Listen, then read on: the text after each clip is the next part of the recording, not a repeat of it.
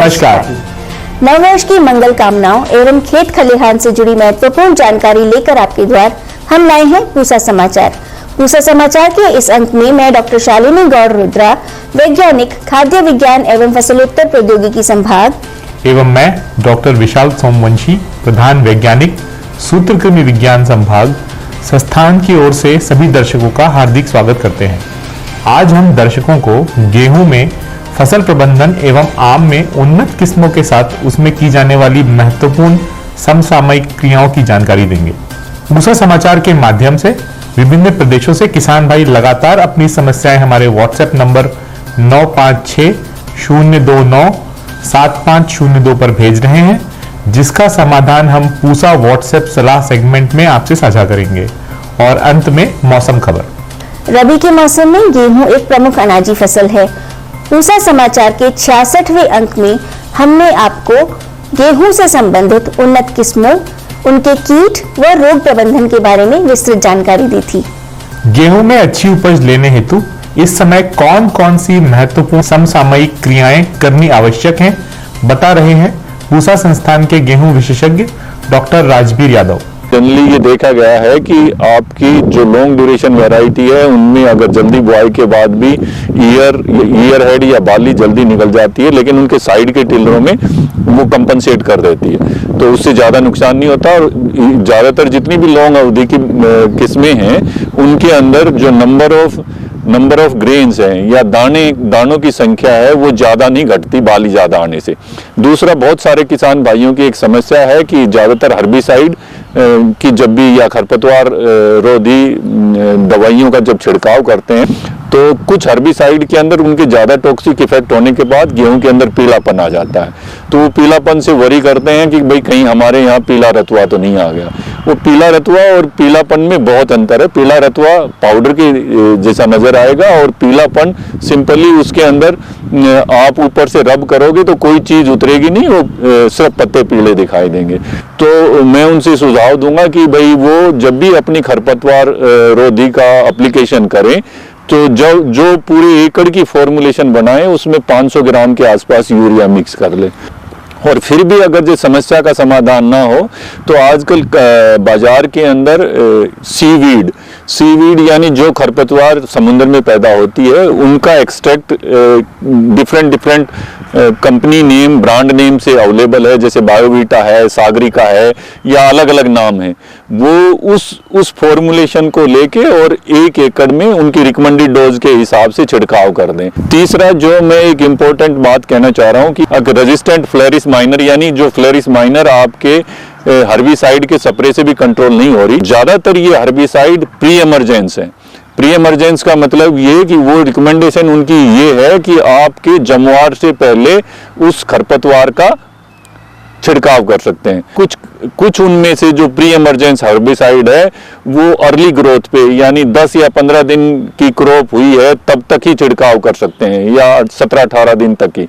उसके बाद जब भी उनका छिड़काव करेंगे तो क्रॉप में नुकसान होता है, तो इस चीज का ध्यान रखें। और गेहूं के अंदर अगर जो इन दिनों आपकी ग्रोथ ऊपर नहीं हो रही है तो जनरली उसमें फुटाव होता रहता है, तो और वो जब टेम्परेचर बढ़ेगा तो एकदम से वो क्रॉप उठ के आएगी, तो इतना ज़्यादा नुकसान जनरली होता नहीं। देखिए, गेहूं की सिंचाई के लिए जो एक एस्टेब्लिश नॉर्म है, जो हमारी रिकमेंडेशन है, बहुत दिनों से चली आ रही है, जिसके लिए हम कहते हैं कि भाई आपने पहली सिंचाई generally CRI crown root initiation stage पे देनी चाहिए, जो जनरली 20 से 22 दिन के आसपास आती है। आप अगर जो उन एरिया के अंदर हैं जिसके अंदर आपको लोजिंग की समस्या है तो पहले पानी को थोड़ा डिले कर दीजिए ताकि रूट की ग्रोथ अच्छी तरह से डेवलप हो जाए। उसका एक और फायदा होता है, जनरली वो एरिया भी जहाँ पे सडनली टेम्परेचर राइज करके आपको अप्रैल के महीने में या मार्च के एंड के अंदर क्रॉप के अंदर जोर जबरदस्ती क्रॉप को जो टेम्परेचर का राइज है वो आपको क्रॉप को फोर्स्ड मैच्योर कर देता है, तो उस एरिया के अंदर भी जनरली आपको जब पहला पानी डिले करोगे तो उसकी अच्छी रूट की वजह से वो जो सेटबैक लगता है फोर्स्ड मैच्योरिटी का वो नहीं लगेगा। और जनरल ये रहता है कि इतने ज़्यादा पानी के जो हम 6 इरिगेशन वीट में चले जाते हैं इसकी ज़रूरत नहीं होती। अगर आप इसको 6 से 5 या 4 प्लानिंग करके करें तो यानी जैसे फर्स्ट इरिगेशन आप 27-28 दिन पे कर दीजिए, दूसरी इरिगेशन भी आप उतने ही पीरियड के अंदर, क्योंकि दूसरी इरिगेशन के टाइम तो टेम्परेचर और ज़्यादा गिर जाता है, तो उसको भी थोड़ा सा 5 या 7 दिन बढ़ा सकते हैं। हाँ, आखिरी 2 इरिगेशन के अंदर टाइम गैप आप 20 दिन से कम रख सकते हैं या 20 दिन के आसपास का टाइम गैप रख सकते हैं, डिपेंडिंग अपॉन क्रॉप रिक्वायरमेंट। तो मैं इतना ही कहना चाहूँगा कि ज़्यादा इरिगेशन का गेहूं में इतना ज़्यादा फायदा नहीं है जितनी हमने अजम्पशन मान रखी है। उसको आसानी से 1 या 2 इरिगेशन आप कट कर सकते हैं। हमारे पास एक ये इशू आता है कि भाई जब आपका ज़्यादा बायोमास इकट्ठा कर लेती है क्रॉप, तो उसमें लॉजिंग की समस्या के चांसेस रहते हैं। और इस टाइम अगर उस क्रॉप के अंदर जनरली जब आपकी 50 दिन के आसपास की क्रॉप है और आपने पहले टाइम से बुआई की हुई है, यानी 1 नवंबर के आसपास या अक्टूबर के एंड में, और उसमें अच्छा बायोमास और लॉन्ग ड्यूरेशन की वैरायटी है, तो जनरली उसके अंदर जो पहली गांठ आती है, जो बिल्कुल जड़ के ऊपर आती है पहली गांठ स्टेम की, तो उस स्टेम की गांठ को देख के आप उसमें एक कट लगा सकते हैं। एक कट, उस कट को आप फॉडर के तौर पे यूज कर सकते हैं। जनरली उस कट से आपकी प्रति एकड़ या प्रति हेक्टेयर तकरीबन आपकी 70 से 100 क्विंटल के आसपास ग्रीन फॉडर की यील्ड आ जाती है। तो पहले आप एक्सपेरिमेंट के तौर पे थोड़ा आप अपनी जो भी क्रॉप है जिसके अंदर 45 से 50 दिन की क्रॉप हुई है और जो लॉन्ग अवधि की किस्में बोई है, जैसे आपकी HD 3226 है या SD 2967 है या हमारी HD CSW 18 है, तो इनके अंदर आप एक ग्रीन फॉडर का कट ले सकते हैं। जैसे कि इस खेत में मैं दिखा रहा हूँ, ये हमने तकरीबन आपकी ये हमारी 28 अक्टूबर की सोइंग थी और इसके अंदर हमने 4 दिन पहले कट लिया है ये, और 4 दिन के कट के ऊपर हमारा तकरीबन 70 से 100 क्विंटल के बीच के अंदर प्रति हेक्टेयर के हिसाब से हमें ग्रीन फॉडर का कट मिला है। ये ग्रीन फॉडर की कीमत तकरीबन 150 से लेके 200 रुपए तक का मार्केट प्रति क्विंटल का रेट है। तो आप आसानी से 15 से 20 हजार रुपए का मुनाफा भी ले सकते हैं, या जिनके पास छोटी जोत है वो अपने पशुओं के लिए चारे में भी इसका उपयोग कर सकते हैं। फलों की यदि बात हो तो सर्वप्रथम आम की ही चर्चा होती है। आम में विटामिन तथा खनिज लवण की प्रचुर मात्रा तो होती ही है, साथ में आम की खेती आय वृद्धि का एक उत्तम स्रोत है।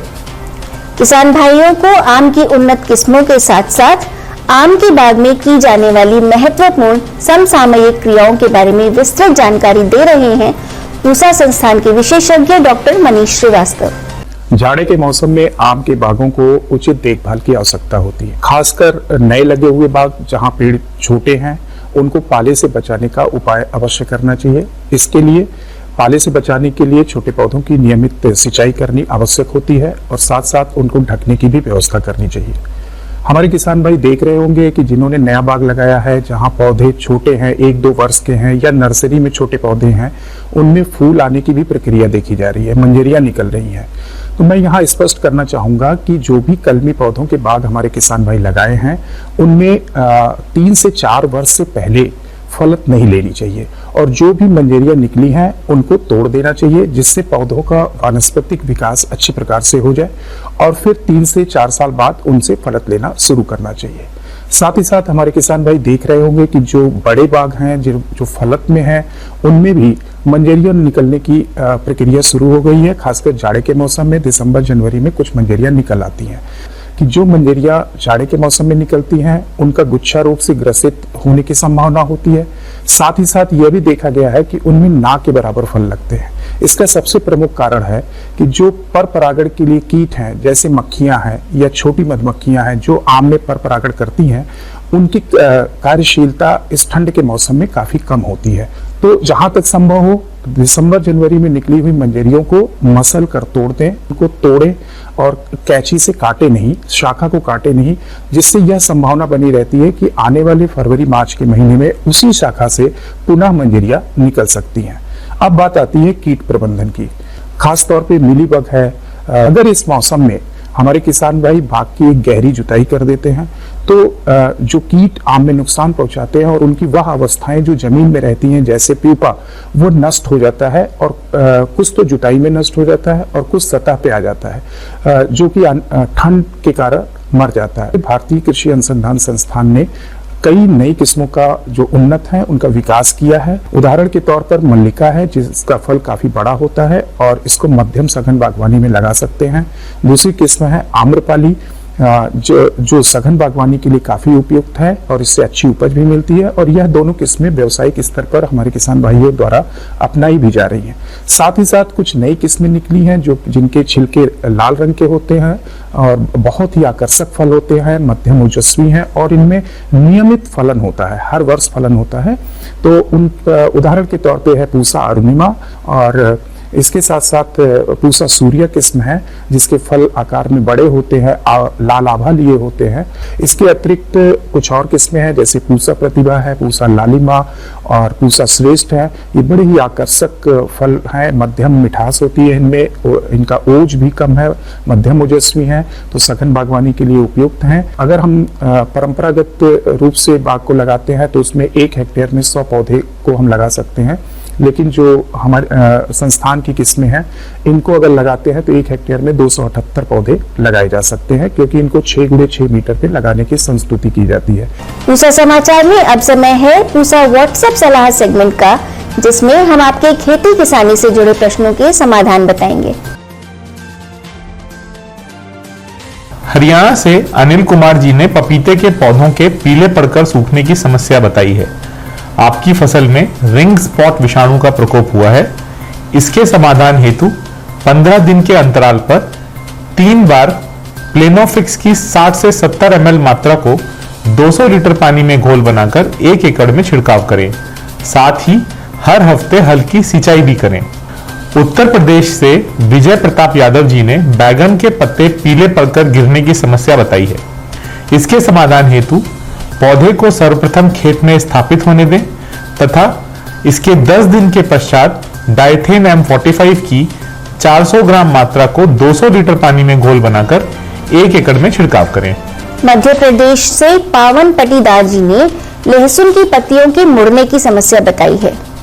आपकी फसल में माइट्स का प्रकोप हुआ है। इसके समाधान हेतु डाइकोफोल की 500 मिलीलीटर मात्रा को 200 लीटर पानी में घोल बनाकर 1 एकड़ में छिड़काव करें। धार मध्य प्रदेश से नरेंद्र परमार जी ने भिंडी की पत्तियों में सफेद पाउडर नुमा परत बनने की समस्या बताई है। आपकी फसल में पाउडरी मिल्ड्यू रोग का प्रकोप हुआ है। इसके समाधान हेतु कैराथीन की 400 मिलीलीटर मात्रा को 200 लीटर पानी में घोल बनाकर 1 एकड़ में छिड़काव करें। आइए सुनते हैं आने वाले सप्ताह में कैसा रहेगा मौसम का हाल मौसम खबर में। भारत मौसम विज्ञान विभाग द्वारा दिए गए मौसम पूर्वानुमान के अनुसार उत्तर प्रदेश और मध्य प्रदेश में 2 जनवरी तक, पंजाब, हरियाणा, चंडीगढ़, दिल्ली, राजस्थान में 3 जनवरी तक कुछ स्थानों में शीतलहर की संभावना है। 2 से 7 जनवरी के दौरान जम्मू, कश्मीर और हिमाचल प्रदेश में कुछ स्थानों पर बारिश या बर्फबारी की संभावना है। 2 जनवरी को तमिलनाडु, पौंडीचेरी और कराईकल में कुछ स्थानों पर गरज के साथ बौछारें पड़ने की संभावना है। 5 से 7 जनवरी के दौरान पंजाब, हरियाणा, चंडीगढ़, दिल्ली, उत्तर राजस्थान, पश्चिम उत्तर प्रदेश, अंडमान निकोबार द्वीप समूह में 6 एवं 7 जनवरी को मध्य प्रदेश, दक्षिण राजस्थान, गुजरात में कुछ स्थानों पर बारिश की संभावना है। प्रिय किसान भाइयों, बहनों एवं दर्शकों, आशा करते हैं कि पूसा समाचार का यह अंक भी आपकी खेती किसानी से जुड़ी समस्याओं के समाधान में जरूर सहायक होगा। आप सभी दर्शकों से निवेदन है कि ज्यादा से ज्यादा संख्या में हमारे संस्थान के चैनल को सब्सक्राइब करें और पूसा समाचार के हर अंक का लाभ उठाएं। हमारे फेसबुक पेज और ट्विटर हैंडल को भी जरूर फॉलो करें। कृषि से जुड़ी समस्याएं या अधिक जानकारी हेतु हमें दिए गए नंबर पर व्हाट्सएप करें और अपना नाम एवं पता अवश्य लिखें। आपके सुझावों और प्रतिक्रियाओं का हमें हमेशा इंतजार रहता है। कृषि की दिशा में यदि लाने हो नवाचार तो देखते रहिए हमारा साप्ताहिक कार्यक्रम पूसा समाचार। कुछ नए विषयों पर नई जानकारी लेकर फिर हाजिर होंगे अगले शनिवार। तब तक के लिए दीजिए इजाजत। नमस्कार।